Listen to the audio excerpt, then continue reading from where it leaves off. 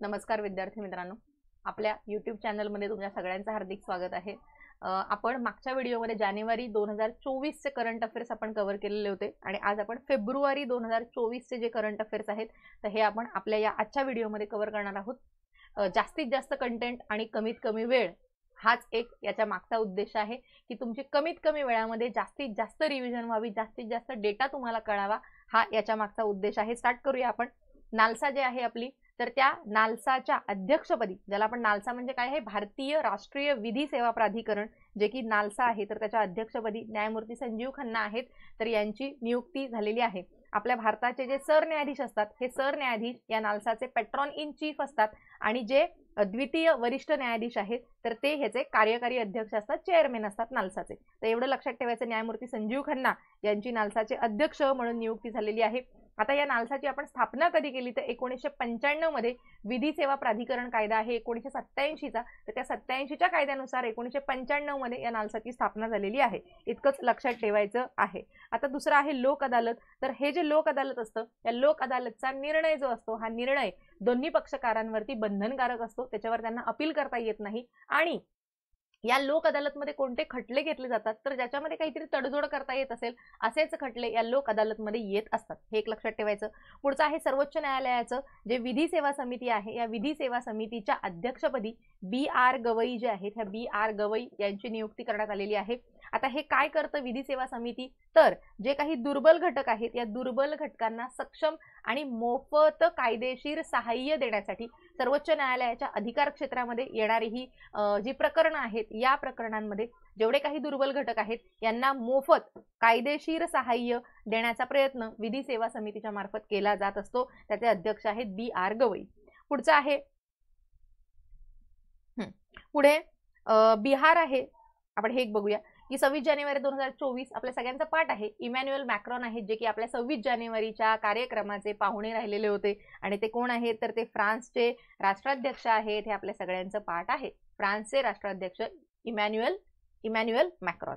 त्यानंतर पुढचं आहे मिशन इन्व्हेस्टिगेशन 75। तर हे कोणाचं आहे तर हे बिहार पोलिसांनी राबवलेलं कार्यक्रम आहे मिशन इन्व्हेस्टिगेशन 75 कोणाचं तर बिहार पोलिसांचं आहे।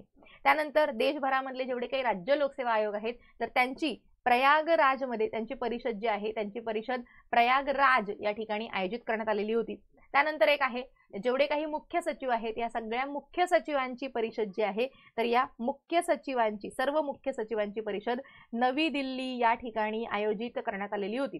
आता जर राज्यसेवेचा पेपर बघितला तिथे पण नवी दिल्ली वकिलांची परिषद नवी दिल्लीला भरलेली होती। तर एवढं लक्षात ठेवा की 2-3 जर परीक्षा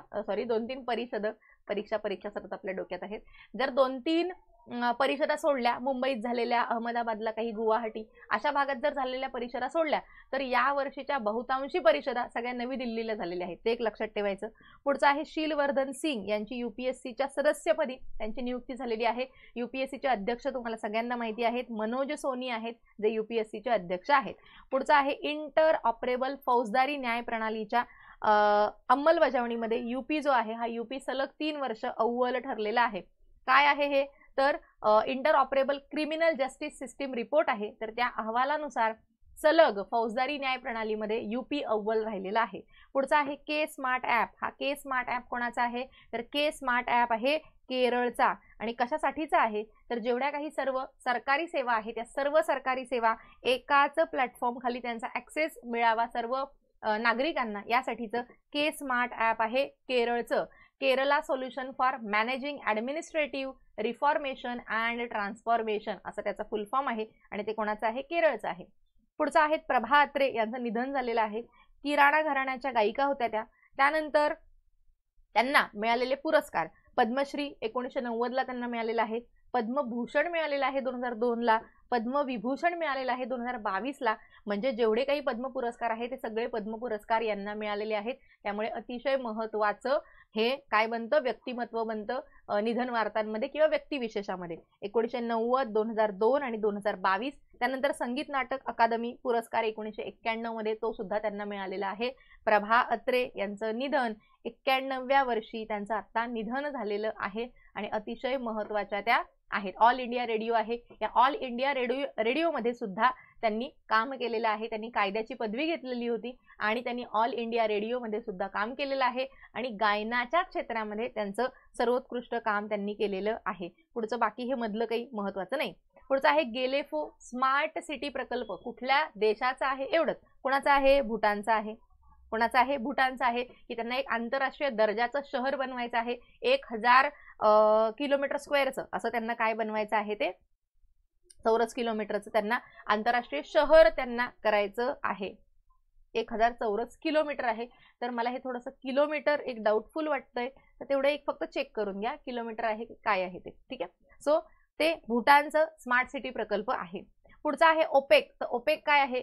तर ही एक जेवढे काही पेट्रोलियम निर्यात करणारे देश आहेत तर या पेट्रोलियम निर्यात करणाऱ्या देशांची ही एक आंतरराष्ट्रीय संस्था आहे ओपेक. स्थापना कधी झाली तिची? तर 1960 ला तिची स्थापना झालेली आहे. तेल उत्पादक कंट्रीज आहेत या सगळ्या. याच्यामधून अंगोला जो आहे, अंगोला याच्यातून बाहेर पडलेला आहे. याचे महत्त्वाचे स्थापन करणारे किंवा संस्थापक देश कुठले कुठले आहेत? तर इराण आहे, इराक आहे, कुवेत आहे, सौदी अरेबिया आहे आणि व्हेनेझुएला आहे. तर हे 5 देश आहेत ज्यांनी बगदादच्या परिषदेमध्ये या ओपेक संस्थेची स्थापना केलेली आहे. याचं हेडक्वार्टर आहे व्हिएन्ना या ठिकाणी आणि सध्या याचे 12 देश सदस्य आहेत. याच्यामधून इक्वेडॉर आहे, इंडोनेशिया आहे, कतार आहे, अंगोला आहे.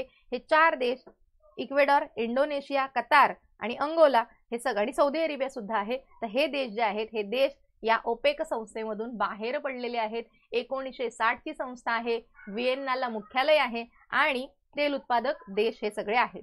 पुढचा आहे प्रयास. आता हे प्रयास काय आहे? तर promoting regular assisted migration for youth and skilled profession जे आहेत तर यांच्यासाठी जेवढे काही मायग्रेशन करून जाणारे रोजगारासाठी मायग्रेशन करून जाणारे जेवढे काही विद्यार्थी आहेत, नागरिक आहेत तर त्यांच्यासाठी परराष्ट्र व्यवहार मंत्रालय जे आहे आपलं तर त्या परराष्ट्र व्यवहार मंत्रालयामार्फत सुरू केलेला हा प्रकल्प आहे प्रयास. याच्यात फक्त एवढंच लक्षात ठेवायचं migration for youth and skilled professionals जे आहेत त्यांच्यासाठी असिस्टंट करण्याचा हा एक प्रोग्राम आहे.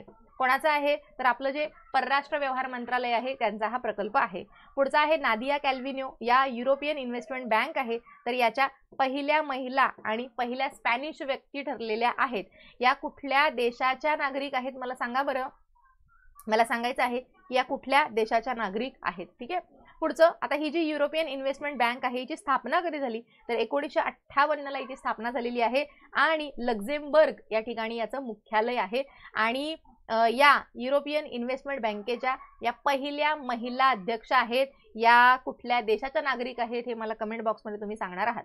पुढचा आहे ब्रिक्स. तर या ब्रिक्समध्ये आता सध्या 4 ते 5 देश जे आहेत ते याच्यामध्ये सामील झालेले आहेत. कोण कोण आहेत? ICU हे असं लक्षात ठेवायचं. याच्यामध्ये इजिप्त आहे, इराण आहे, सौदी अरेबिया आहे आणि UAE आहे.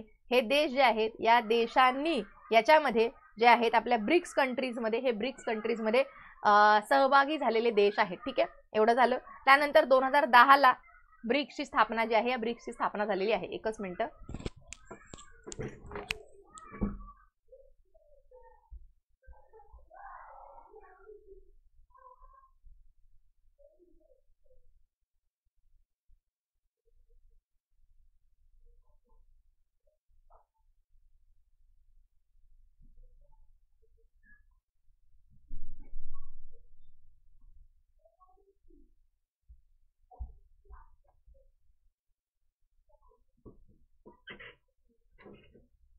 सॉरी. सो लक्षात घ्यायचं आहे इजिप्त आहे, इराण आहे, सौदी अरेबिया आहे, UAE आहे आणि इथिओपिया आहे. तर हे ब्रिक्स मध्ये सामील झालेले आहेत. मला एक सांगायचं की सौदी अरेबिया याच्यामध्ये नाहीये का? एकदा ते कन्फर्म करून घ्या. सौदी अरेबिया याच्यामध्ये आहे का की कुठला देश याच्यामध्ये नाहीये? तर ते कन्फर्म करून घ्यायचं आहे. 2010 ला ब्रिक्सची स्थापना झालेली होती. साऊथ आफ्रिका 2010 ला 2008 मध्ये ब्रिक या देशांची स्थापना झालेली होती. त्याच्यानंतर आहे युनिड्रॉइड. तर या युनिड्रॉइडच्या गव्हर्निंग काउन्सिलमध्ये उमा शेखर आहेत. या उमा शेखर यांची निवड झालेली आहे. कुठे आहे हे? तर रोम, इटली या ठिकाणी international institute for the unification of the private laws. जे काही प्रायव्हेट लॉज असतात सगळे तर त्या प्रायव्हेट लॉजचं एकत्रीकरण करण्यासाठीची ही परिषद आहे. त्याच्यावरती उमा शेखर आहेत यांची निवड झालेली आहे. खाजगी आणि व्यावसायिक कायद्यांचं सुसंवाद आणि समन्वय साधण्यासाठीची म्हणून ही एक संस्था आहे. ते एक लक्षात ठेवायचं. त्यानंतर पुढचं आहे जर जगामधल्या संपूर्ण कुपोषणाचा जर विचार केला तर सर्वात जास्त कुपोषित बालकं जी आहे ती सर्वात जास्त कुपोषित बालकं अफगाणिस्तान देशामध्ये आहेत. सर्वात जास्त गंभीर कुपोषण जर कुठे आहे तर ते आहे अफगाणिस्तानमध्ये. 10 लाखांपेक्षा जास्त मुलं जी आहेत ही मुलं इथे गंभीर कुपोषणाने ग्रासलेली आहेत. त्यामुळे हे एक लक्षात ठेवायचं आहे. त्यानंतर जर लाईव्हेबल सिटीज ऑफ टुमारो याची जागतिक परिषद कुठल्या ठिकाणी आयोजित करण्यात आलेली होती तर गुजरात गांधीनगर या ठिकाणी ही जी परिषद आहे ही परिषद आयोजित करण्यात आलेली होती. लाईव्हेबल सिटीज ऑफ टुमारो विषयावरील जागतिक शिखर परिषद गांधीनगर या ठिकाणी तिचं आयोजन करण्यात आलेलं होतं. त्यानंतर पुढचं आहे जर एखाद्या व्यक्तीवरती अमेरिकेचा आपण म्हणत आहोत जर तिथं महाभियोग राष्ट्राध्यक्षांवरती त्यांच्या अध्यक्षांवरती जर महाभियोग चालवायचा आहे राष्ट्राध्यक्षांवरती तर त्या तिथल्या राष्ट्राध्यक्षांना काढून टाकण्याची जी पॉवर आहे तर ती पॉवर कोणाकडे आहे तर ती पॉवर आहे सिनेटकडे. ठीक आहे, जसं की तिथला हाऊस ऑफ कॉमन्स आहे, जसं आपल्या इथे लोकसभा आहे लोकसभेकडे ती पॉवर आहे. मात्र तिथे अमेरिकेमध्ये सिनेट जे आहे जिथे की राज्यांचं प्रतिनिधित्व असतं आणि प्रत्येक राज्याचे 2-2 प्रतिनिधी या सिनेटमध्ये असतात. जसं की आपल्या राज्यसभेमध्ये फार सारी असमानता आहे. म्हणजे आपल्या महाराष्ट्राचे घेतले तर 19 आहेत, यूपीचे घेतले तर 31 आहेत प्रतिनिधी राज्यसभेवरती. तर तिथे असं नाहीये. तर तिथे कसं आहे बरं तर तिथे आपल्याला एकच मिनिट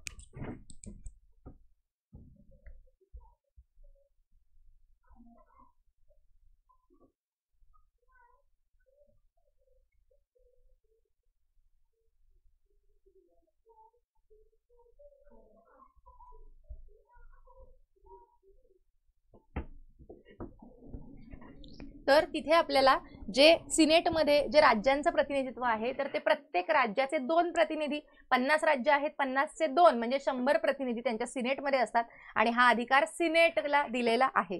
पुढचा आहे युनेस्कोच्या जागतिक वारसा स्थळांच्या यादीमध्ये कांगेर व्हॅली जी आहे, कांगेर व्हॅली आहे कुठली तर ते आहे छत्तीसगड मधली. तर कांगेर व्हॅलीचा समावेश करण्याचा प्रस्ताव जो आहे हा प्रस्ताव भारताद्वारे पाठवण्यात आलेला आहे. जागतिक वारसा स्थळांमध्ये कांगेर व्हॅलीचा समावेश करा असा प्रस्ताव भारताने पाठवलेला आहे.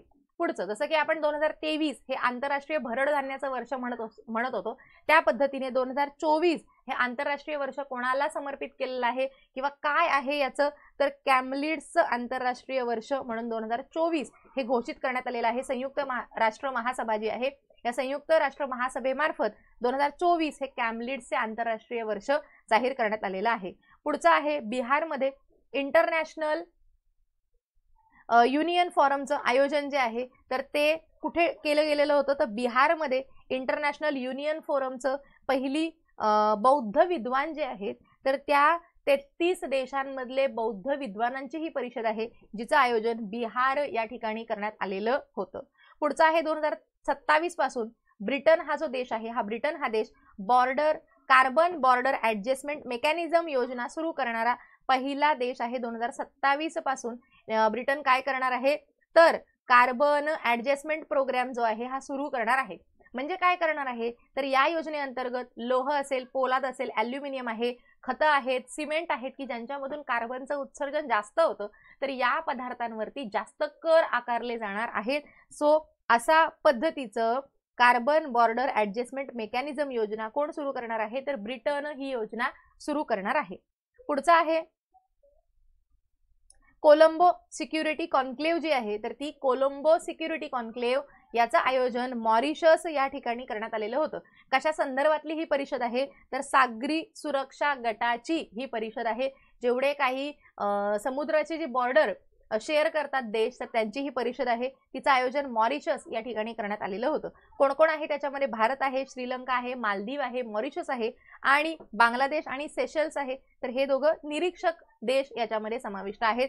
बाकी भारत श्रीलंका मालदीव आणि मॉरिशस या लोकांचा हा गट आहे सागरी सुरक्षा गट. त्यांची परिषद जी आहे ही मॉरिशस या ठिकाणी आयोजित करण्यात आलेली होती. पुढचा आहे भारत आणि रशियाने कुडनकुलम अणुऊर्जा प्रकल्पावरती स्वाक्षरी केलेली आहे. भारत आणि रशियाची कुडनकुलम जो अणुऊर्जा प्रकल्प आहे तामिळनाडू मधला तर त्याच्यावरती त्यांनी स्वाक्षरी केलेली आहे. कुठे आहे किंवा रशियाच्या मदतीने आपण कुठला अणुऊर्जा प्रकल्प आता सध्या करणार आहोत कार्यान्वित करणार आहोत तर तो कुडनकुलम आहे तामिळनाडूचा, इतकंच लक्षात ठेवायचं. त्यानंतर 2024चं ब्रिक्सचं अध्यक्षपद कोणाकडे गेलेलं आहे? रशियाकडे गेलेलं आहे, हे तुम्हाला सगळ्यांना माहिती आहे. पुढचा आहे नेपाळ जो आहे हा पुढील 10 वर्षात भारताला 10,000 मेगावॅट वीज जी आहे तर ती निर्यात करणार आहे. भारत आणि नेपाळने पुढील 10 वर्षांमध्ये भारताला 10,000 मेगावॅट वीज निर्यात करण्याच्या करारावरती स्वाक्षरी करून दीर्घकालीन ऊर्जा भागीदारी जी आहे तर त्याच्यावरती त्या करारावरती स्वाक्षरी केलेली आहे. पुढचा आहे युएई मध्ये भारत पार्क ट्रेड झोन जो आहे हा युएई मध्ये म्हणजे भारत युएई मध्ये पार्क ट्रेड झोन जो आहे हा स्थापन करणार आहे. पुढचा आहे विकासशील यांची आशियाई विकास बँकेच्या संचालकपदी त्यांची नियुक्ती करण्यात आलेली आहे. विकासशील आंतरराष्ट्रीय आशियाई विकास बँक, शील आशियाई बँक, लक्षात राहील ते.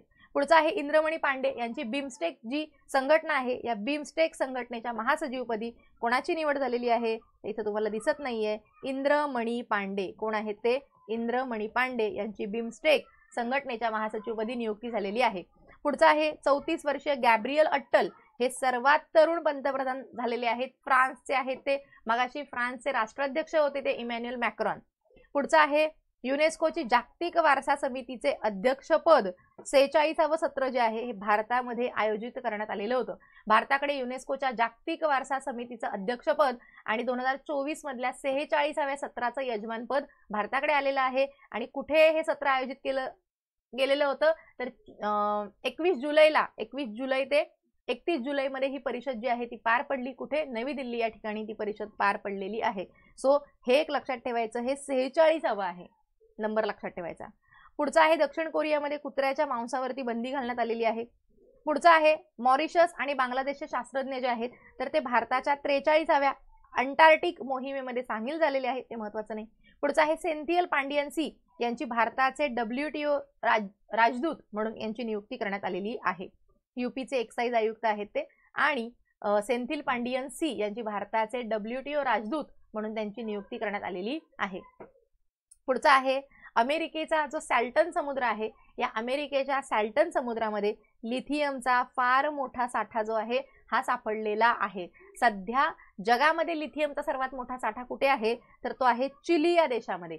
चिली हा देश आहे कुठे तर तो आहे दक्षिण अमेरिकेमध्ये. चिलीमध्ये आणि दक्षिण अमेरिकेमधली सर्वात मोठी पर्वत रांग कुठली आहे ते मला सांगायचं, आणि किती क्षेत्रफळ किंवा किती किलोमीटर तिची लांबी आहे हे मला डिस्क्रिप्शन मध्ये सांगायचं आहे. सर्वात मोठी हिऱ्याची खाण कुठली आहे? अल्रोसा रशियामधली आहे, माहिती आहे तुम्हाला. 2024चा जर बेरोजगारीचा दर ILOच्या अंदाजानुसार किती आहे? 5.2% आहे. वाटतं का तुम्हाला? नाही वाटत ना? नसेल. पुढचा आहे लोकायुक्त कायदा आहे आणि हा लोकायुक्त कायदा सक्षम करण्यात आलेला आहे. पोलीस आहेत या पोलिसांना लाचलुचपत प्रतिबंधक विभाग यांना भ्रष्टाचारी लोकसेवकांविरुद्ध थेट कारवाईचे आदेश देण्याचे लोकायुक्तांना अधिकार देण्यात आलेले आहेत. याच्यामध्ये दिवाणी न्यायालयाचेही अधिकार, तसेच खटला जो आहे हा खटला आता यांना 1 वर्षामध्ये निकाली काढावा लागणार आहे. याचबरोबर विशेष न्यायालयांवर सुद्धा जबाबदारी देण्यात आलेली आहे. मुख्यमंत्र्यांविरोधात जर भ्रष्टाचाराची तक्रार आली तर विधानसभेच्या, हे विधानसभा आहे, विधानसभेच्या 203 सदस्यांची पूर्व मान्यता आवश्यक आहे. तरच आपण मुख्यमंत्र्यांविरोधात एखादा खटला जो असेल भ्रष्टाचाराचा तर तो त्याची चौकशी करू शकतो. आणि चौकशी करण्यासाठी आधी जी विधानसभा आहे या विधानसभेच्या 203 सदस्यांची पूर्वसंमती जी आहे ही पूर्वसंमती आवश्यक आहे. आणि त्यासोबतच एवढं लक्षात ठेवायचं, यांची चौकशी अतिशय गोपनीय असेल. त्याच्याबद्दलची कुठलीही माहिती तुम्हाला RTIच्या वगैरे कुठल्याही माध्यमातून मिळणार नाही. ठीक आहे. सो हे सगळं असं झाकून केलेले कायदे आपण त्याला म्हणू शकतो. ठीक आहे. पुढचा आहे आणि तक्रार सुद्धा सार्वजनिक व्यवस्थेशी संबंधित तक्रार असेल तरच त्या तक्रारींची दखल जी आहे तर ती घेण्यात येणार आहे, जर मुख्यमंत्र्यांविरोधात तक्रार असेल तर. पुढचा आहे रश्मी शुक्ला. या रश्मी शुक्ला आताच आपण बघितलं की त्यांची बदली झालेली होती, इलेक्शन झाले, पुन्हा त्या महाराष्ट्रामध्ये आलेल्या आहेत. तर रश्मी शुक्ला आहेत त्या महाराष्ट्राच्या पहिल्या महिला पोलीस महासंचालक ठरलेल्या आहेत रश्मी शुक्ला. पुढची आहे अभय योजना. अभय योजना कोणाची आहे तर महाराष्ट्र मुद्रांक विभाग जो आहे तर या मुद्रांक शुल्क विभागाची अभय योजना जी आहे, अभय म्हणजे कुठलाही भय नाही तर, आणि काय केलं जातं या सगळ्या योजनांच्या माध्यमातून की त्यांना काहीतरी टॅक्स जे असतं तर त्या टॅक्समधून सूट दिली जाते आणि जेणेकरून जे काही व्यावसायिक आहे ते व्यावसायिक पुढे येऊन तितकी त्यांना सूट मिळाली की उरलेला टॅक्स त्यांना भरता येत असतो. म्हणजे फार सारी सवलत जी आहे ही सवलत अशा पद्धतीच्या टॅक्सेशनच्या सुविधांमधून भरपूर साऱ्या व्यापाऱ्यांना दिली जात असते. सो ती अभय योजना आहे मुद्रांक शुल्क विभागाची. मुंबईमध्ये पहिला मध महोत्सव मध मुंबई मध मुंबई. सो पहिला मध महोत्सव जो आहे हा मुंबईमध्ये आयोजित केला गेला होता. पुढचा आहे तमाशा सम्राज्ञी विठाबाई नारायणगावकर जीवन गौरव पुरस्कार जो आहे हा 2 व्यक्तींना मिळालेला आहे. 2 व्यक्तींना म्हणजे 22चा एकाला 23चा एकाला.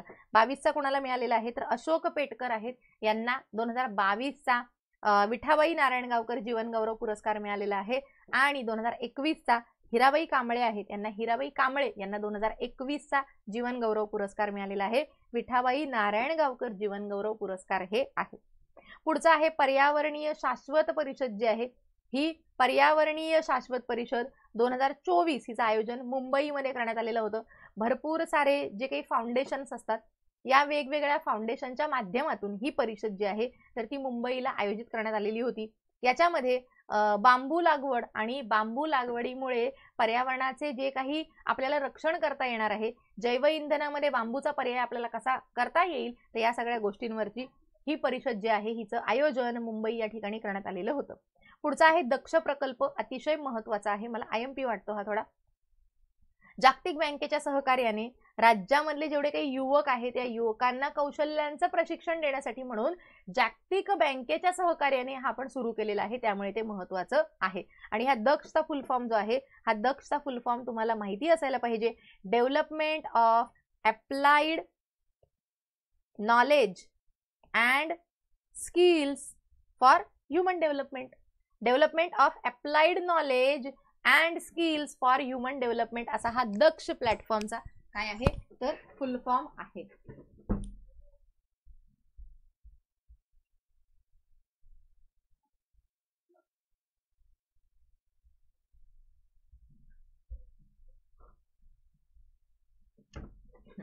पुढे आहे रिद्धपूर अमरावती या ठिकाणी मराठी भाषा विद्यापीठ जे आहे तर ते मराठी भाषा विद्यापीठ अमरावती जिल्ह्यातल्या रिद्धपूर या ठिकाणी आपण स्थापन करणार आहोत, आपल्या सगळ्यांना माहिती आहे. पुढचा आहे ऑलिम्पिक दर्जाचे खेळाडू घडवण्यासाठी मिशन लक्षवेध कशासाठी आहे महाराष्ट्राचा आहे, ऑलिम्पिक दर्जाचे खेळाडू बनवायचे आहेत, पाठ आहे तुमच्या सगळ्यांचं. पुढचा आहे ताग शेतकरी जे आहेत या ताग शेतकऱ्यांच्या सोयीसाठी पाट मित्रो ॲप जो आहे हा पाट मित्रो ॲप आणलेला आहे. कोणासाठी तर जेवढे काही ताग उत्पादक शेतकरी आहेत या ताग उत्पादक शेतकऱ्यांसाठी म्हणून हे जे मोबाईल ऍप्लिकेशन आहे हे मोबाईल ऍप्लिकेशन आपण आणलेलं आहे, लक्षात ठेवायचं. पाट मित्रो नाव आहे त्याचं. पुढचं आहे रॅम्प. तर हा रॅम्प कशासाठी आहे तर रॅम्पचा फुल फॉर्म आहे काय, रॅम्पचा फुल फॉर्म आहे सांगा मला. आणि कशासाठी आहे हा रॅम्प तर जेवढे काही लघु उद्योग आहेत तर या लघु उद्योगांच्या विकासासाठी म्हणून हा जो रॅम्प आहे हा रॅम्प प्लॅटफॉर्म आणलेला आहे. त्याच्या अंतर्गत MSME साठी गिफ्ट स्कीम असेल, स्पाइस योजना असेल, ODR स्कीम असेल, झेड स्कीम असेल, तर या सगळ्या योजना ज्या आहेत या सगळ्या योजना आपण या रॅम्प योजने अंतर्गत या सगळ्या 3 उपयोजना ज्या आहेत या आपण आणलेल्या आहेत. कोणासाठी आहे हे तर जेवढे काही सूक्ष्म उद्योग आहेत, लघु उद्योग आहेत, मध्यम उद्योग सुद्धा याच्यामध्ये मध्यम उद्योगांचा सुद्धा समावेश होतो, हे एक लक्षात ठेवायचं आहे. सो अशा 3 योजना या रॅम्प योजनेच्या अंतर्गत आपण आणलेल्या आहेत. रॅम्पचा फुल फॉर्म काय आहे तर raising and accelerating MSME productivity. MSME ची प्रोडक्टिव्हिटी आपल्याला रेज करायची आहे, ऍक्सिलरेट करायची आहे, यासाठीचा हा रॅम्प काय आहे रॅम्प योजना आहे. कोविड-19 नंतर जेवढे काही सूक्ष्म लघु उद्योग होते तर त्यांना जास्त उभारी आणायची यासाठी म्हणून ही योजना आहे. पुढचा आहे कृषी क्षेत्रामधला कृषी क्षेत्राचा जीडीपीतला जो वाटा आहे हा जीडीपीतला वाटा 15% कमी झालेला आहे. पुढचा आहे 16वा वित्त आयोग. अरविंद पनगडी अध्यक्ष आहेत. ऋत्विक रंजन पांडे जे आहेत ते त्याचे सचिव आहेत, आपल्या सगळ्यांना माहिती आहे. झा आहेत, मॅथ्यू आहेत आणि घोष आहेत का, झा मॅथ्यू घोष आणि सौम्याकांती घोष जे आहेत सौम्याकांती घोष तर त्याच्यामध्ये अर्धवेळ सदस्य आहेत, सचिव आहेत त्याचे ऋत्विक रंजनम पांडे. 2026 ते 2030 ते 31 या काळासाठी हा 5 वर्षांसाठी 16वा वित्त आयोग याची स्थापना करण्यात आलेली आहे. पुढचा आहे कोची लक्षद्वीप बेटे सबमरीन ऑप्टिकल फायबर कनेक्शन प्रकल्प. मागच्या वर्षीच्या परीक्षेमध्ये कंबाईनला हा प्रश्न येऊन गेलेला आहे, सो आता परत येणार नाही, त्यामुळे हे लक्षात ठेवायचं आहे. इंडिगो आहे, जिने वर्षभरामध्ये 100 दशलक्ष प्रवासांची वाहतूक केलेली भारतीय एअरलाईन आहे. पुढचं आहे उत्तर प्रदेश मधलं लखनौ जे आहे हे पहिलं AI शहर ठरलेलं आहे. उत्तर प्रदेश मधलं लखनौ शहर पहिलं AI शहर ठरलेलं आहे. त्यानंतर बॉम्बे स्टॉक एक्सचेंज आहे BSE, या BSEच्या अध्यक्षपदी प्रमोद अग्रवाल जे आहे त्या प्रमोद अग्रवाल यांची नियुक्ती करण्यात आलेली आहे. पुढचं महत्वाचं आहे द्वारका या ठिकाणी भारतातलं पहिलं पाणबुडी पर्यटन जे आहे हे पाणबुडी पर्यटन कुठे तर द्वारका या ठिकाणी आपण त्याचा विकास करत आहोत. पहिलं पाणबुडी पर्यटन गुजरात सरकार आणि माझगाव डॉक लिमिटेड आहे तर यांच्या सहकार्यानं पृष्ठभागाच्या 100 मीटर खाली आपल्याला जाण्याची संधी आता उपलब्ध झालेली आहे. जायचं असेल तर आपण द्वारकेला जाऊ शकतो. पुढचा आहे मध्य प्रदेशमध्ये आणि राजस्थान यांना पार्वती कालीसिंध नदी जोड प्रकल्प जो आहे हा प्रकल्प या प्रकल्पावरती सहमती झालेली आहे मध्य प्रदेश आणि राजस्थानमध्ये, जिथे की पार्वती नदी आणि कालीसिंधी नदी जी आहे यांना नदी जोड प्रकल्प जे आपण म्हणतो त्याच्या अंतर्गत हा नदी जोड प्रकल्पाचा एक भाग आहे. महाराष्ट्रातली देशामध्ये सर्वात मोठी अर्थव्यवस्था म्हटलं की महाराष्ट्राचा क्रमांक लागतो. त्यानंतर दुसरी जर आपण विचार केला तर दुसरी कुठली आहे यूपीची अर्थव्यवस्था आहे. महाराष्ट्राचा देशाच्या जीडीपी मध्ये किती वाटा आहे तर 15.7% इतका मोठा वाटा महाराष्ट्राचा एकट्या महाराष्ट्राचा आहे देशाच्या जीडीपी मध्ये आणि दुसरा आहे यूपीचा 9%. पुढचा आहे रिलायन्स इंडस्ट्रीज आहे. या रिलायन्स इंडस्ट्रीजला भारतातलं पहिलं ISCC प्लस प्रमाणपत्र प्राप्त करणारी रासायनिक पुनर्नवीकरण पॉलिमर उत्पादक कंपनी रिलायन्स इंडस्ट्रीज जी आहे ही ठरलेली आहे आणि अशा पद्धतीचं प्रमाणपत्र मिळणारी ही देशातली पहिलीच कंपनी आहे. कुठे आहे? गुजरात जामनगरला आहे. पुढचं आहे वायब्रंट गुजरात समिट जे आहे तर या वायब्रंट गुजरात समिटचं आयोजन कुठे करण्यात आलेलं होतं? गुजरातलाच केलेलं असणार आहे. गांधीनगर या ठिकाणी या वायब्रंट गुजरात समिटचं आयोजन करण्यात आलेलं होतं आणि झेक प्रजासत्ताकचे पंतप्रधान जे आहेत झेक प्रजासत्ताकचे पंतप्रधान या कार्यक्रमासाठी प्रमुख पाहुणे होते. पुढचा आहे कलकत्त्यामध्ये आंतरदेशीय जलमार्ग विकास परिषदेची पहिली बैठक जी आहे आंतरदेशीय जलमार्ग, याच्यात तुम्हाला तीनही देशामधले मोठे मोठे जलमार्ग आपल्याला सगळे नॅशनल हायवे जसे पाठ आहेत तसे सगळ्यात मोठे जेवढे जलमार्ग आहेत हे तुम्हाला माहिती असायला पाहिजे. कमीत कमी 3 तर माहितीच पाहिजेत. पहिला कुठला आहे तुम्हाला सांगा, मला कमेंट बॉक्स मध्ये तीनही जलमार्ग सांगायचे आहेत. सादिया ते ढुबरी आहे का पहिला, गंगा नदीवरती आहे का, गोदावरी नदीवरती आहे का, कुठला आहे? 1 2 3 कुठले आहेत तर ते मला सांगायचे आहेत. सो ही पहिली परिषद जी आहे या पहिल्या परिषदेचं आयोजन कलकत्ता या ठिकाणी करण्यात आलेलं होतं.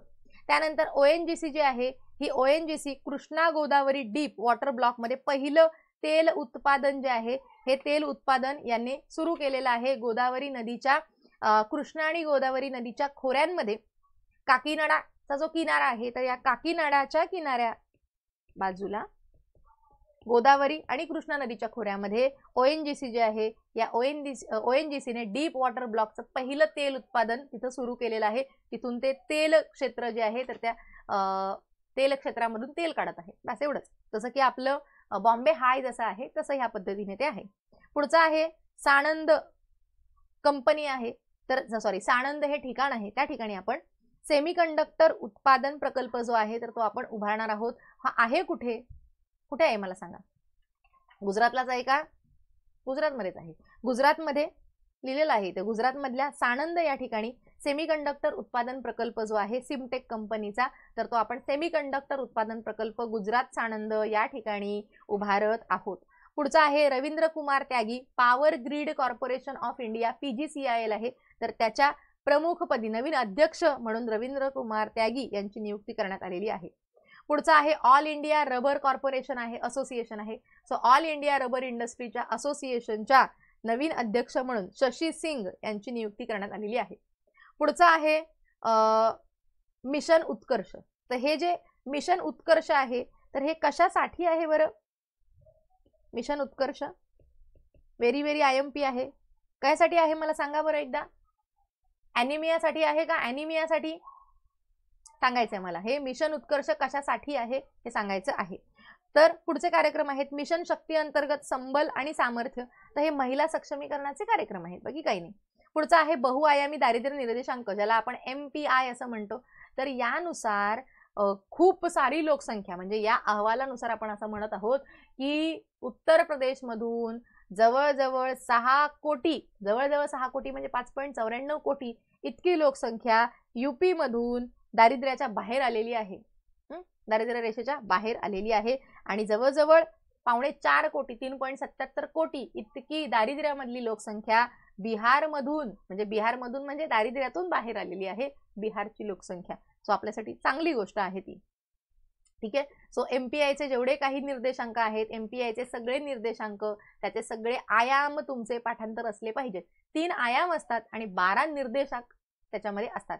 3 आयाम कुठले कुठले असतात? आरोग्य, शिक्षण आणि राहणीमानाचा दर्जा. मग आरोग्यामध्ये काय काय असतं? पोषण असतं, बाल आणि किशोरवयीन मृत्यू असतात, माता आरोग्य असतं, शिक्षणामध्ये शालेय शिक्षणाची वर्ष, शालेय उपस्थिती असते, राहणीमानामध्ये इंधन असतं, स्वच्छता आहे, पेयजल आहे, वीज आहे, तुमची मालमत्ता आहे. या सगळ्याचा विचार कुठे केला जातो? राहणीमानाच्या दर्जामध्ये केला जात असतो. पुढचा आहे स्वच्छ सर्वेक्षण पुरस्कार. आता हा जो स्वच्छ सर्वेक्षण पुरस्कार आहे, या स्वच्छ सर्वेक्षण पुरस्कारामध्ये इंदोर जे आहे, हे इंदोर आणि सुरत, इंदोर तर 7व्यांदा आणि सुरत या दोघांना स्वच्छ सर्वेक्षण, आत्ताच प्रश्न येऊन गेलेला आहे समाज कल्याणच्या परीक्षेमध्ये की स्वच्छ शहर सलग 7व्यांदा कोण आहे? इंदोर आहे. त्यानंतर दुसऱ्या क्रमांकावर आहे नवी मुंबई. 1 लाखापेक्षा कमी लोकसंख्या असलेली जी शहरं आहेत याच्यामध्ये सासवड जे आहे महाराष्ट्राचं, तर ते अव्वल ठरलेलं आहे. जी 5 शहरं आहेत 1 लाखांपेक्षा खाली असलेली, कमी असलेली, याच्यामध्ये 4 शहरं जी आहेत ही 4 शहरं महाराष्ट्रातली आहेत. याच्यामध्ये सासवड आहे, एक पतन आहे गुजरातचं, ते सोडलं तर लोणावळा, कराड, पाचगणी आणि सासवड ही 4 शहरं स्वच्छ शहरांमध्ये येत असतात. पुढचा आहे जास्त प्रगती कोणाची झालेली आहे स्वच्छतेमध्ये? तर गोव्याची, पणजी जो आहे, पणजी गोवा, याच्यामध्ये जास्त प्रगती झालेली आहे, जास्त स्वच्छता केली आहे त्यांनी सध्या. पुढचा आहे प्रेरणा कार्यक्रम. हा प्रेरणा कार्यक्रम कोणासाठी आहे? तर शिक्षण मंत्रालयाच्या माध्यमातून हा उपक्रम जो आहे, हा उपक्रम सुरू केलेला आहे. IIT गांधीनगर यांनी हा कार्यक्रम केलेला आहे. 9वी ते 12वीच्या विद्यार्थ्यांमध्ये नेतृत्व गुण त्यांच्यामध्ये वाढवायचे आहेत, यासाठीचा हा कार्यक्रम आहे आणि खरोखर चांगला कार्यक्रम हा आहे. राऊमती घिओरिया, ज्यांना की आपण भरड धान्यांची राणी म्हणतो, ज्यांना G20 मध्ये आमंत्रित करण्यात आलेलं होतं आणि त्या कुठल्या राज्याच्या नागरिक आहेत असा प्रश्न येऊ शकतो, तर त्या ओरिसाच्या आहेत. घिओरिया या ओरिसाच्या आहेत. पुढचा आहे ॲस्टर मेडसिटी. तर भारतातील अग्रगण्य उदयोन्मुख रुग्णालय म्हणून ॲस्टर मेडसिटी पहिल्या क्रमांकावर आहे. हे आहे कुठलं हॉस्पिटल? तर ते आहे कोची, केरळमधलं हॉस्पिटल. पुढचा आहे राष्ट्रीय एकता आणि युवा नेतृत्व परिषद जी आहे 26वी, तर ती कुठे आयोजन तिचं करण्यात आलेलं होतं? तर आंध्र प्रदेश, इटानगर. आंध्र प्रदेश का नाही, अरुणाचल प्रदेश आहे ते. AP म्हणजे अरुणाचल प्रदेश. अरुणाचल प्रदेशच्या इटानगरमध्ये, अरुणाचल प्रदेशची राजधानी आहे का इटानगर? सांगा मला. सो इटानगरमध्ये राष्ट्रीय एकता आणि युवा नेतृत्व परिषद जी आहे, तर तिचं आयोजन करण्यात आलेलं होतं. त्यानंतर पंतप्रधान विश्वकर्मा योजना आहे, तर ती पंतप्रधान विश्वकर्मा योजना कुठल्या ठिकाणी लागू करण्यात आली? कुठल्या देशातल्या कुठल्या भागात लागू करण्यात आली? तर जम्मू काश्मीर हा पहिला केंद्रशासित प्रदेश आहे जिथे ही विश्वकर्मा योजना लागू करण्यात आलेली आहे. कोणासाठी आहे? तर जेवढे हस्तकारागीर आहेत या हस्तकारागिरांसाठी, जे की शॉल वगैरे विणायचं काम करतात तिथे. सो हस्तकारागिरांना जास्त पुढे यावं त्यांनी आणि त्यांना जास्तीत जास्त रोजगार मिळावा यासाठीची ही योजना आहे, पंतप्रधान विश्वकर्मा योजना. त्यानंतर ब्लॅक स्पॉट, सर्व अपघात प्रवण क्षेत्रांचा नकाशावरती मॅप करणारं, म्हणजे त्यांना डॉटच्या माध्यमातून दाखवणारं पहिलं राज्य कुठलं आहे?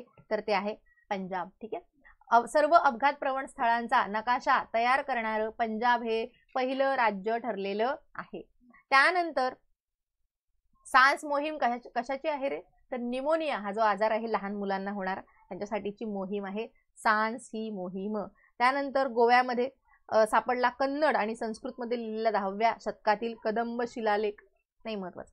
पुढचा आहे आसाममध्ये राज्यव्यापी गुणोत्सव याची 5वी आवृत्ती करण्यात आली. काय आहे हे? तर सरकारी शाळांमधले जे काही विद्यार्थी आहेत या 40 लाख विद्यार्थ्यांचं मूल्यमापन करण्यात आलं आणि खरोखर कौतुकास्पद ही गोष्ट आहे आणि ही गोष्ट झाली पाहिजे की जेवढे काही विद्यार्थी मग सरकारी शाळांमध्ये असू देत किंवा मग प्रायव्हेट शाळा तर मूल्यमापन करतातच, पण सरकारी शाळांमध्ये असलेले जेवढे काही विद्यार्थी आहेत तर त्यांचं मूल्यमापन खरंच करणं अतिशय गरजेचं आहे. या ज्या काही मोबाईलच्या युगामध्ये हे करणं अतिशय गरजेचं आहे. आणि तो राज्यव्यापी गुणोत्सव महोत्सव जो आहे तर तो कुठे आयोजित करण्यात आलेला होता? आसाममध्ये करण्यात आलेला आहे. अतिशय महत्त्वाचं आहे. त्यानंतर आंतरराष्ट्रीय पर्पल फेस्टिवल याचं आयोजन गोव्यामध्ये करण्यात आलेलं होतं. दिव्यांगांसाठी हा जो पर्पल फेस्टिवल आहे हा कोणासाठी आहे? तर दिव्यांगांसाठी आहे. पुढची आहे योगश्री योजना. कोणासाठी आहे? तर SC आणि ST चे जे विद्यार्थी आहेत तर त्यांना विशेषतः प्रवेश परीक्षा असतील आणि स्पर्धा परीक्षा असतील तर त्यांना विनामूल्य प्रशिक्षण देण्यासाठीची म्हणून ही योगश्री योजना आहे पश्चिम बंगालची. जसं की बार्टी वगैरे आपलं आहे, सारथी वगैरे आहे तसं. पुढचं आहे उज्जैनमध्ये भारतातलं पहिलं हायजेनिक फूड स्ट्रीट प्रसादम नावाचं, त्याचं उद्घाटन झालेलं आहे, अनावरण झालेलं आहे. पुढचा आहे मूल्यप्रवाह 2.0. हा कोणाचा आहे? कुठल्या युनिव्हर्सिटीचा, विद्यापीठाचा आहे? तर UGCचा आहे. हा विद्यापीठ अनुदान आयोग आहे आपलं UGC.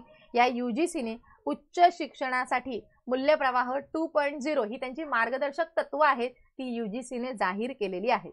पुढचं महत्त्वाचं आहे IIT मद्रास. त्यांचा दुसरा कॅम्पस जो आहे तर तो पहिला झांझिबारला झाला आणि दुसरा आता श्रीलंकेमध्ये. ते दुसरा त्यांचा कॅम्पस जो आहे टांझानियाचा पहिला आणि हा श्रीलंकेचा दुसरा, असं ते 2 कॅम्पस त्यांनी काय केलेले आहेत? 2 कॅम्पस त्यांनी स्थापन केलेले आहेत. श्रीलंकेमधल्या कॅन्डी या ठिकाणी त्यांचा दुसरा कॅम्पस येत आहे. पुढचा आहे पतंग महोत्सव. हा जर प्रश्न आला तर आपण फसू शकतो. पतंग म्हटलं की आपल्याला गुजरात गांधीनगर वाटू शकतं, जामनगर वगैरे वाटू शकतं, पण हा दिल्लीला आयोजित करण्यात आलेला होता पतंग महोत्सव. तर हे एक लक्षात ठेवा. पुढचा आहे वृंदावनमध्ये देशातली पहिली सर्व मुलींसाठी असलेली सैनिकी शाळा जी आहे तर ती वृंदावन या ठिकाणी सुरू करण्यात आलेली होती. सर्व मुलींची पहिली सैनिकी शाळा कुठे? वृंदावनमध्ये. आणि अशा पद्धतीच्या 100 शाळा आपण ज्या आहे तर या देशभरामध्ये सुरू केल्या जाणार आहेत. पुढे आहे 1 जानेवारी 2024ला जगाची लोकसंख्या 8 अब्जावरती गेलेली आहे आणि पुढच्या 14 वर्षामध्ये ती 9 अब्जावरती जाणार आहे.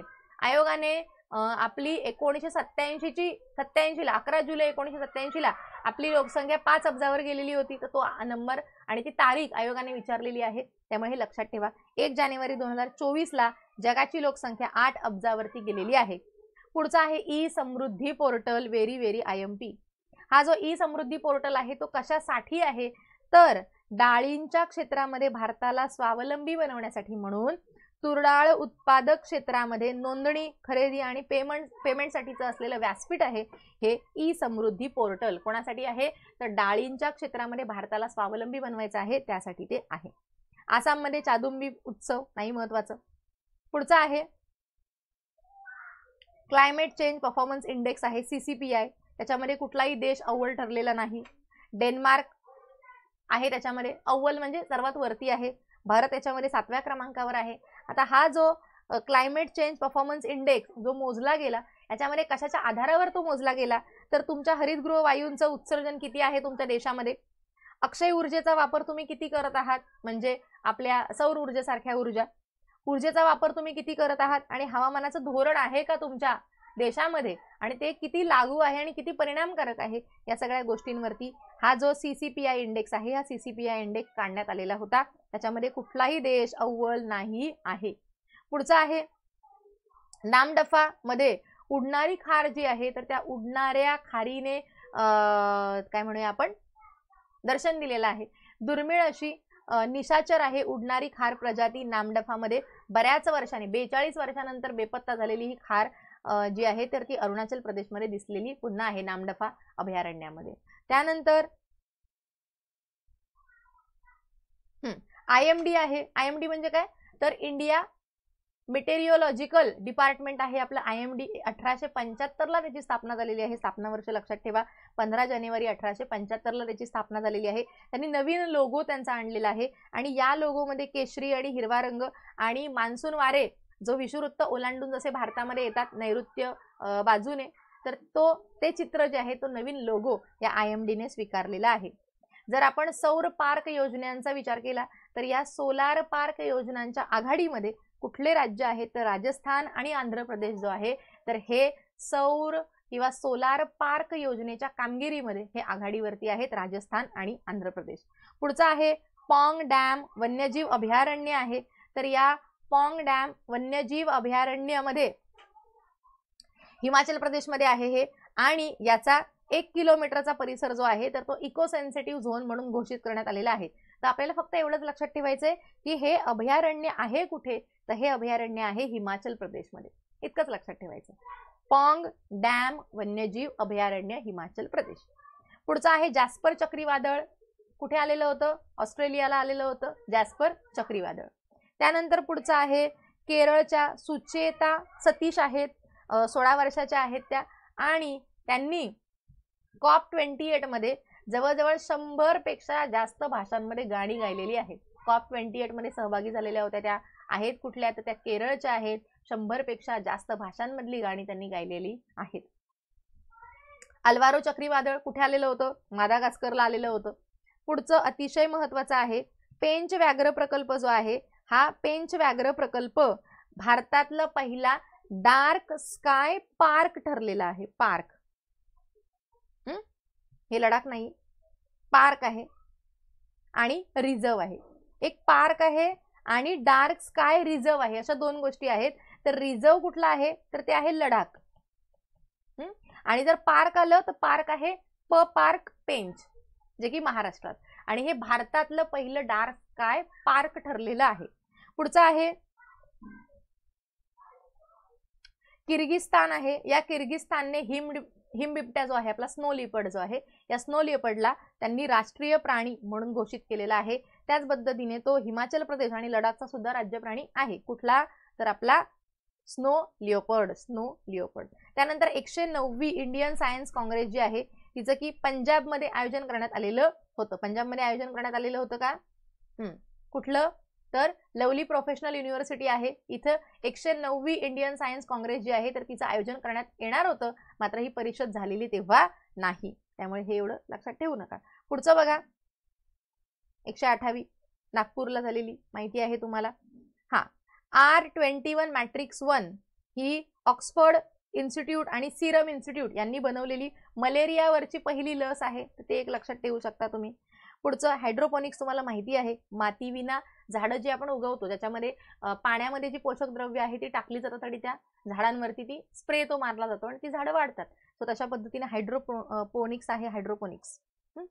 त्यानंतर चीनमध्ये, हे महत्वाचं आहे, चीनमध्ये पृथ्वीवरची सर्वात खोल प्रयोगशाळा जी आहे, जी की चीनमध्ये सध्या कार्यान्वित केली जात आहे. जवळजवळ 2400 मीटर खोलीवरती, पृथ्वीच्या आतमध्ये 2400 मीटर खोलीवरती ही जी प्रयोगशाळा आहे ही प्रयोगशाळा बांधली जात आहे डार्क मॅटरचा शोध घेण्यासाठी. म्हणून ही प्रयोगशाळा जी आहे ही प्रयोगशाळा काम करणार आहे.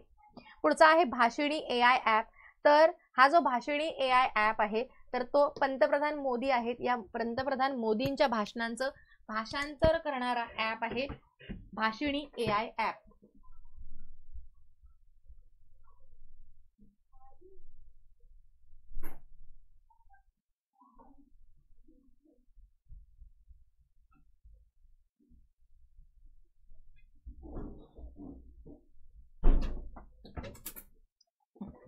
पुढचा आहे केरळचं पुढचं आहे केरळचं ऑपरेशन अमृत. कोणासाठी आहे? अतिशय महत्वाचं आहे, कारण अमृत मिशनवर आयोगाने एकदा प्रश्न आपल्याला विचारलेला होता, जलप्रदूषणाशी संबंधित होतं ते. तर हे मात्र वेगळं आहे. हे ऑपरेशन अमृत कशासाठीचं आहे, तर जेवढे काही अँटीबायोटिकचा आपण जो सर्रासपणे जास्त वापर करतो तर त्या अँटीबायोटिक्सचा अतिवापर जो होत आहे राज्यामध्ये तर तो अतिवापर टाळला जावा यासाठी म्हणून ऑपरेशन अमृत आहे केरळचं, जे की अँटीबायोटिक्सचा वापर कमी करावा यासाठी म्हणून हे आहे. अतिशय हे महत्वाचं आहे. पुढच्या आहेत नीना सिंग, ज्या की CISFच्या पहिल्या महिला प्रमुख आहेत. आता हे CISF जे आहे हे काय करतं, तर केंद्रीय गृह मंत्रालयाच्या अंतर्गत भारतातली केंद्रीय सशस्त्र पोलीस दलांपैकी एक पोलीस संघटना आहे ती, आणि संरक्षण आणि सुरक्षा हे त्यांचं ब्रीदवाक्य आहे. मुख्यालय त्यांचं नवी दिल्लीला आहे आणि त्यांच्या पहिल्या महिला प्रमुख म्हणून नीना सिंग यांची नियुक्ती झालेली आहे. 1989च्या IPS अधिकारी त्या राहिलेल्या आहेत. पुढचा आहे भारत आणि थायलंड यांचा अयुथया हा सराव जो आहे हा कोणाचा आहे, तर तो भारत आणि थायलंडच्या नौसेनेचा आहे. मैत्री सुद्धा आहे इंडिया आणि थायलंडचा. हा लष्करी सराव आहे आणि हा नौसेनेचा सराव आहे अयुथया. पुढचा आहे इस्रोचं जे चांद्रयान मोहीम आहे, चांद्रयान मोहीम 3, तर त्याला लीफ एरिक्सन पुरस्कार जो आहे तर तो मिळालेला आहे. आईसलँडची हुआसिक इथली एक्सप्लोरेशन म्युझियम आहे.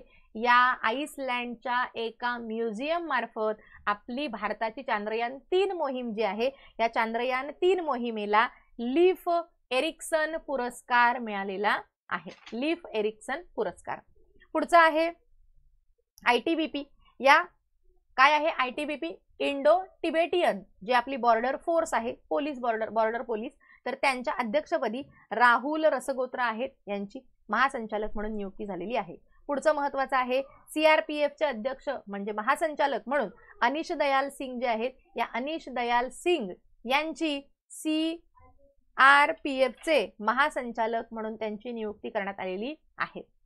पुढचं आहे आता, आणि हे जे आहे CRPF, तर या CRPF वर संसदेच्या संरक्षणाची जबाबदारी कुणावर आहे तर CISF जे आहे, या CISF वरती यांच्या संरक्षणाची जबाबदारी जी आहे, ही संरक्षणाची जबाबदारी देण्यात आलेली आहे. एक मिनिट. CISF आहे, हे CISF आहे आणि हे अध्यक्ष CRPFचे आहेत. हे दोन वेगवेगळे आहेत. हे ITBP हे वेगळं आहे आणि हे जे होतं कुठे गेलं CISF. तर ह्या CISF कडे आता संसदेच्या सुरक्षेची जबाबदारी दिलेली आहे. हे CISF, ते CRPF आणि दुसरं इंडो तिबेटियन पोलीस, हे सगळं वेगवेगळं आहे. प्रत्येकाचे महासंचालक वेगवेगळे आहेत. तर तेवढं एक डोक्यामध्ये क्लिअर ठेवा तुमच्या, नाहीतर हे सगळं कधी कधी आपल्याला एकच वाटायला लागतं. पुढचा आहे सायक्लॉन. भारत आणि इजिप्तचा लष्करी सराव आहे सायक्लॉन. पुढचा आहे डेझर्ट ईगल आणि झायद तलवार. हे दोघं इंडिया आणि UAEचे काय आहेत तर सराव आहेत, लष्करी सराव आहेत. त्यानंतर उग्राम नावाची रायफल जी आहे, ही उग्राम नावाची रायफल DRDO यांनी तयार केलेली आहे. उग्राम नावाची रायफल. ओके. पुढचं अतिशय महत्त्वाचा भाग आलेला आहे पुरस्कार आणि पुस्तके. अतिशय महत्त्वाचा भाग जो की आपल्याला सगळ्यात आधी करायला पाहिजे. ओके, सुरुवात करूया आपण. कृष्णात खोत आहेत यांना रिंगाण ही जी त्यांची कादंबरी आहे तर त्या कादंबरीसाठी त्यांना मराठी भाषेकरिता साहित्य अकादमी पुरस्कार 2024चा रिंगाण या कादंबरीला मिळालेला आहे. ललित व्यक्तिचित्रण आहे त्यांचं. नांगरल्याविन भुई काय आहे, हे त्यांचं ललित व्यक्तिचित्रण आहे. कृष्णात खोत रिंगाण कादंबरी एवढंच आता लक्षात ठेवायचं आहे. आणि साहित्य अकादमी पुरस्कार आपण किती भाषांना देत असतो तर 22 भाषा, इंग्रजी आणि राजस्थानी अशा पद्धतीने 24, अशा पद्धतीने 22 आपल्या 8व्या अनुसूचीतल्या भाषा आणि 2 इंग्रजी आणि राजस्थानी अशा भाषांना आपण साहित्य अकादमी पुरस्कार देत असतो. त्यानंतर हे व्हेरी IMP आहे. डॉक्टर सादिका नवाब आहेत ज्यांना 56 वर्षानंतर एका महिलेला उर्दू भाषेमधला साहित्य अकादमी पुरस्कार जो आहे तर तो त्यांना मिळालेला आहे. या द्वितीय महिला लेखिका आहेत सादिका नवाब, यांना हा पुरस्कार मिळालेला आहे. त्यांची कादंबरी कुठली होती, राजदेव की अमराई यासाठी त्यांना हा पुरस्कार मिळालेला आहे. त्यानंतर जर 1920चा साहित्य अकादमी पुरस्कार म्हटला तर नंदा खरे यांची उद्या या कादंबरीसाठी मिळालेला होता. प्रश्न 2 वेळा कंबाईन गट क मुख्यला येऊन गेलेला आहे, लक्षात ठेवायचं नंदा खरे यांचा. आता पुन्हा येणार नाही पण हे महत्त्वाचं आहे यासाठी सांगते. त्यानंतर 1974ला नटसम्राट हे जे वि. वा. शिरवाडकर यांचं जे नाटक आहे, पुस्तक आहे, कादंबरी, त्याला वि. वा. शिरवाडकरांच्या नटसम्राट या कादंबरीसाठी 1974, कारण त्याला 50 वर्ष पूर्ण झालेली आहेत, सो वि. वा. शिरवाडकरांच्या नटसम्राट या कादंबरीसाठी त्यांना साहित्य अकादमी मिळालेला होता 1974ला. पुढचा आहे बेंगळुरूचं कॅम्पेगौडा आंतरराष्ट्रीय विमानतळ आहे, त्याचं जे T2 टर्मिनल आहे त्याला प्रिक्स वर्साय पुरस्कार, युनेस्कोचा प्रिक्स वर्साय पुरस्कार जो आहे तर तो T2 टर्मिनल आहे, कॅम्पेगौडा आंतरराष्ट्रीय विमानतळ बेंगळुरू, त्याला तो पुरस्कार मिळालेला आहे. पुढचा आहे ब्रेक थ्रू पारितोषिक. तर हे ब्रेक थ्रू पारितोषिक काय आहे तर जे मोठे लोक आहेत जसं की मार्क झुकरबर्ग आहेत, त्यानंतर गुगलचे सेर्गे ब्रिन आहेत, युरी मिल्नर आहेत, प्रिस्किला चॅन आहेत, तर या लोकांनी मिळून ऑस्कर ऑफ सायन्स नावाचा एक पुरस्कार नवीन तयार केलेला आहे, त्याचं नाव आहे ब्रेक थ्रू पारितोषिक. जी लोक जीवन विज्ञान क्षेत्रामधल्या आणि मूलभूत भौतिकशास्त्र असेल, गणित असेल, विज्ञान, भौतिकशास्त्र आणि गणित यामध्ये जे उच्च कामगिरी करणारी जी लोक आहेत त्यांना हा पुरस्कार दिला जात असतो. एवढंच लक्षात ठेवायचं. पुढचा आहे युनेस्कोच्या 6 भारतीय ऐतिहासिक स्थळं आहेत, तर यांना युनेस्कोच्या आशिया पॅसिफिक पुरस्कार मिळालेला आहे. ठीक आहे, युनेस्कोचा आशिया पॅसिफिक पुरस्कार असं या पुरस्काराचं नाव आहे, जो की भारतातल्या 6 स्थळांना मिळालेला आहे. कुठली स्थळं आहेत ती, तर रामबाग गेट आहे तटबंदी अमृतसर पंजाबची, पीपल हवेली आहे पंजाबची, एपिफनी चर्च आहे हरियाणा, भगवती मंदिरामधला कर्णिकरा मंडपम आहे केरळचा, डेव्हिड ससून लायब्ररी आणि रीडिंग रूम आहे मुंबईची, आणि बिकानेर हाऊस आहे नवी दिल्ली. तर या 6 स्थळांना हा युनेस्कोचा एशिया पॅसिफिक पुरस्कार जो आहे हा भारतातल्या 6 स्थळांना मिळालेला आहे. 2000 ला याची स्थापना झालेली आहे आणि हा 2023 चा पुरस्कार आपल्या 6 स्थळांना मिळालेला आहे. पुढचा आहे सुकृता पॉल यांना रवींद्रनाथ टागोर साहित्य पुरस्कार 2023 चा मिळालेला आहे.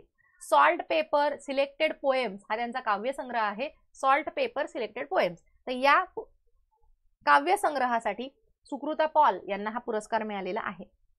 पुढचा आहे श्रीनिवास नाईक धारावत यांना विजनरी लीडर आयकॉन 2023 चा पुरस्कार यांना मिळालेला आहे. पुढचा आहे 81वे गोल्डन ग्लोब पुरस्कार. तर याच्यामध्ये इथे लिहिलेलं नाही, लक्षात ठेवा, 81वे गोल्डन ग्लोब पुरस्कार. सर्वोत्कृष्ट चित्रपट ओपनहायमर आहे, तुम्हाला माहिती आहे. सर्वोत्कृष्ट दिग्दर्शक क्रिस्टोफर नोलन आहे ओपनहायमरचाच. सर्वोत्कृष्ट अभिनेत्री आहे लिली ग्लॅडस्टोन, जी की दुसऱ्या पिक्चरमध्ये आहे. हे गोल्डन ग्लोब आहेत, ऑस्कर वेगळे, गोल्डन ग्लोब हे वेगळे. त्यानंतर सर्वोत्कृष्ट अभिनेता आहे सिलियन मर्फी, ओपनहायमरचा आहे, ऑस्कर सुद्धा यांनाच मिळालेला आहे. तिथं मात्र तिथली अभिनेत्री वेगळी आहे, तिचं नाव काय इमा स्टोन आहे का? ऑस्कर मिळालेली अभिनेत्री कोण आहे? इमा स्टोन आहे का? आठवा, कोण आहे आठवा? का इमा स्टोन गेल्या वर्षीची होती कधी या वर्षीची आहे? हे क्लिअर ठेवा डोक्यामध्ये, कारण मागच्या परीक्षेमध्ये आयोगाने अभिनेत्री विचारलेली आहे. ऑस्कर पुरस्कार मिळालेली अभिनेत्री आयोगाने विचारलेली आहे गट क च्या मुख्य परीक्षेमध्ये. पुढचं आहे, हे झालं तुमचं. त्यानंतर एक चित्रपट आहे, त्याचं नाव आहे चिल्ड्रन ऑफ नोबडी. चित्रपटाचं नाव आहे, इस्रायली चित्रपट आहे चिल्ड्रन ऑफ नोबडी. या चित्रपटाला गोल्डन रॉयल बंगाल टायगर पुरस्कार जो आहे हा गोल्डन रॉयल बंगाल पुरस्कार इस्रायली चित्रपट चिल्ड्रन ऑफ नोबडीला मिळालेला आहे. आणि 51 लाख रुपयांचा पुरस्कार या पुरस्काराच्या अंतर्गत देण्यात येतो. आणि जागतिक स्तरावर कुठल्याही चित्रपटाला दिली जाणारी ही सर्वोच्च पुरस्कार रक्कम आहे 51 लाख रुपयांची. त्यामुळे खूप मोठी रक्कम आहे, जी की इस्रायली चित्रपट आहे चिल्ड्रन ऑफ नोबडी याला हा मिळालेला आहे. कलकत्ता आंतरराष्ट्रीय चित्रपट महोत्सवामध्ये या चित्रपटाला हा पुरस्कार मिळालेला आहे. पुढचं पुस्तक आहे ब्रेकिंग द मोल्ड. कोणाचं आहे? रघुराम राजन यांचं आहे. PETA person of the year Dia Mirza आहे. आलिया भटवर आयोगाने प्रश्न विचारलेला आहे. डेमोक्रेसी इन रिट्रीट कोणाचं पुस्तक आहे? अश्विनी कुमार यांचं पुस्तक आहे. पुढचं आहे कुवेंपू पुरस्कार. तर बंगाली लेखक आहेत, काय नाव आहे त्यांचं? शिरसेंदू मुखोपाध्याय यांना 2023 चा कुवेंपू पुरस्कार जो आहे हा कुवेंपू पुरस्कार मिळालेला आहे. आणि हे पहिलेच आहेत का बंगाली? हे पहिलेच बंगाली आहेत का? नाही, हे दुसरे बंगाली आहेत, तर ते पण एक लक्षात ठेवायचं आहे. त्यानंतर MJ अकबर आहेत, यांचं Gandhi a life in 3 campaign हे पुस्तक आहे MJ अकबर यांचं. त्यानंतर रॅमन मॅक्सेसे पुरस्कार आहे 2002 चा, जो की संदीप पांडे यांनी पुरस्कार परत करण्याची घोषणा त्यांनी केलेली आहे. जी गाझापट्टीवरती इस्रायल हल्ल्यामधली जी अमेरिकेची भूमिका आहे, या अमेरिकेच्या भूमिकेच्या निषेधार्थ हे जे संदीप पांडे आहेत, ज्यांना 2002 चा रॅमन मॅक्सेसे मिळालेला होता, त्यांनी तो पुरस्कार परत करण्याची घोषणा केलेली आहे. पुढचा आहे व्हाय भारत मॅटर्स. तर हे S जयशंकर आहेत, आपले परराष्ट्र मंत्री S जयशंकर. त्यांनी लिहिलेलं पुस्तक आहे व्हाय भारत मॅटर्स, भारत का मॅटर्स करतो. तर त्यांचं हे पुस्तक आहे, तेवढं लक्षात ठेवायचं आहे. पुढचे आहेत क्रीडा क्षेत्रामधले पुरस्कार. नोवाक जोकोविच आहे आणि सबालेंका आहेत, यांना ITF वर्ल्ड चॅम्पियन पुरस्कार या दोघांना मिळालेले आहेत. कोण कोण आहे? नोवाक जोकोविच, ज्यांना नोवाकला 8व्यांदा हा ITF वर्ल्ड चॅम्पियन मिळालेला आहे, आणि सबालेंका यांचा हा पहिलाच वर्ल्ड चॅम्पियन पुरस्कार आहे. त्यासोबतच एकूण 24 ग्रँड स्लॅम जिंकण्याचा पराक्रम किंवा विश्वविक्रम हा नोवाक जोकोविच यांच्या नावावरती आहे. 24 ग्रँड स्लॅम यांनी जिंकलेले आहेत. पुढचा आहे खेलो इंडिया युथ गेम्स आहेत. हे खेलो इंडिया युथ गेम्स पहिल्यांदाच तामिळनाडूमध्ये त्यांचं आयोजन करण्यात आलेलं होतं. त्यानंतर हरियाणाने विजय हजारे करंडक जे आहे तर हजारे करंडक हरियाणाने जिंकलेली आहे ती ट्रॉफी इथं बघा. त्यानंतर मेजर ध्यानचंद खेलरत्न पुरस्कार आहे 2016चा कोणाला मिळालेला आहे तर साक्षी मलिक बद्दल माहिती बघूया. रिओ 2016 मध्ये पदक मिळवणाऱ्या पहिल्या भारतीय महिला कुस्तीपटू आहेत. सो 16ला पदक मिळालं, मग 17ला लगेच त्यांना आपण पद्मश्री दिला असं असतं ते. 16लाच काय पॅरिस का रिओ ऑलिम्पिक, तर रिओ ऑलिम्पिक मध्ये पदक मिळालं म्हणून लगेचच 16 मध्ये मेजर ध्यानचंद खेलरत्न पुरस्कार दिला आणि मग जेव्हा पद्म पुरस्कार आले तेव्हा त्यांना पद्मश्री दिला 2017ला. त्यानंतर 19 ते 31 जानेवारी मध्ये खेलो इंडिया तामिळनाडूमध्ये प्रथमच त्याचं आयोजन करण्यात आलेलं होतं. साक्षी मलिक आपण का माहिती वाचली, कारण त्यांनी निवृत्ती घोषित केलेली आहे. कुस्तीपटू आहेत त्या, ज्या की 58 ते 62 किलो वजनी गटामध्ये त्या खेळायच्या आणि त्यांनी आता निवृत्ती त्यांची घोषित केलेली आहे, रिटायर झालेले आहेत त्या कुस्तीपटू. त्यानंतर विजय हजारे करंडक हरियाणा जिंकलेला आहे. पहिला रेडियंट डिफरंटली एबल्ड स्पोर्ट्स पुरस्कार भालाफेकपटू सुमित अंतिल आणि शीतल देवी ज्या आहेत तीरंदाज शीतल देवी यांना हे 2 पुरस्कार देण्यात आलेले आहेत. ठीक आहे, हे एक लक्षात ठेवायचं आहे. त्यासोबतच भारताचा पहिला पॅरालिम्पिक सुवर्ण पदक विजेता आणि फ्री स्टाईल जलतरणपटू आहेत श्रीकांत पेटकर, तर यांना सुद्धा हा पुरस्कार पहिला radiant differently abled sports award, तर हा पुरस्कार त्यांना मिळालेला आहे. 1972 मध्ये यांना सुवर्ण पदक मिळालेलं होतं. त्यानंतर नॉर्वेचा मॅग्नस कार्लसन काय आहे FIDE World Rapid Chess Championship मध्ये पुन्हा तो जिंकलेला आहे. मॅग्नस कार्लसन अतिशय प्रख्यात जगामध्ये चेस मधला सगळ्यात प्रख्यात खेळाडू म्हणून आपल्या सगळ्यांना परिचित आहे तो. राष्ट्रीय क्रीडा पुरस्कार 2023, तर हे जे राष्ट्रीय क्रीडा पुरस्कार आहे 2023 मधला पहिला पुरस्कार आहे मेजर ध्यानचंद खेलरत्न पुरस्कार, जो की आपण चिराग आणि सात्विक साईराज यांची जोडी आहे, बॅडमिंटन पटू आहेत ते, तर या दोघांना दिलेला आहे. त्यासोबतच ओजस देवतळे आहे तिरंदाजीमध्ये, आदिती स्वामी आहे तिरंदाजीमध्ये, शीतल देवी आहे तिरंदाजीमध्ये, त्यानंतर अंतिम पंगल कुस्तीमध्ये, या सगळ्यांना मेजर ध्यानचंद खेलरत्न पुरस्कार 2023 चे मिळालेले आहेत. त्यानंतर दिव्याकृती सिंग आहेत, ज्यांना की अश्वरोहणासाठीचा अर्जुन पुरस्कार मिळणाऱ्या पहिल्या भारतीय महिला आहेत दिव्याकृती सिंग. त्यानंतर वीटा दाणी आहेत, इंटरनॅशनल टेबल टेनिस फेडरेशनच्या प्रशासकीय मंडळावरती नियुक्त होणाऱ्या पहिल्या भारतीय आहेत, या पहिल्या भारतीय, त्यामुळे अतिशय महत्त्वाचं नाव आहे वीटा दाणी. पुढचा आहे अनाहत सिंग, यांना अंडर-19 स्कॉटिश ज्युनियर ओपन 2023 विजेते पदक यांना मिळालेलं आहे. त्यानंतर सोनी स्पोर्ट्स कडून अभिनेता कार्तिक आर्यन आहे, ज्याला की फुटबॉलचा ब्रँड अँबॅसेडर म्हणून त्यांची नियुक्ती करण्यात आलेली आहे. फ्रान्सने जागतिक पहिला हँडबॉल चॅम्पियनशिप जी आहे तर ती फ्रान्सने जिंकलेली आहे.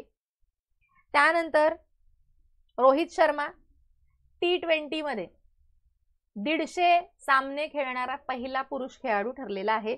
150 आहे हा, हे 150 सामने खेळणारा T20 सामने खेळणारा पहिला पुरुष खेळाडू आहे. पुढचा आहे अमन शेरावत, यांना झाग्रेब ओपन मध्ये सुवर्ण पदक मिळालेलं आहे. काय नाव आहे त्यांचं? अमन शेरावत यांना झाग्रेब ओपन या ठिकाणी जी कुस्ती स्पर्धा झालेली होती, कुस्तीपटू आहेत हे पहिल्यांदा लक्षात ठेवा, कुस्तीपटू आहेत, आणि जी झाग्रेब ओपन 2024 झालेली होती तर त्या 57 किलो वजनी गटामध्ये त्यांना सुवर्ण पदक मिळालेलं आहे.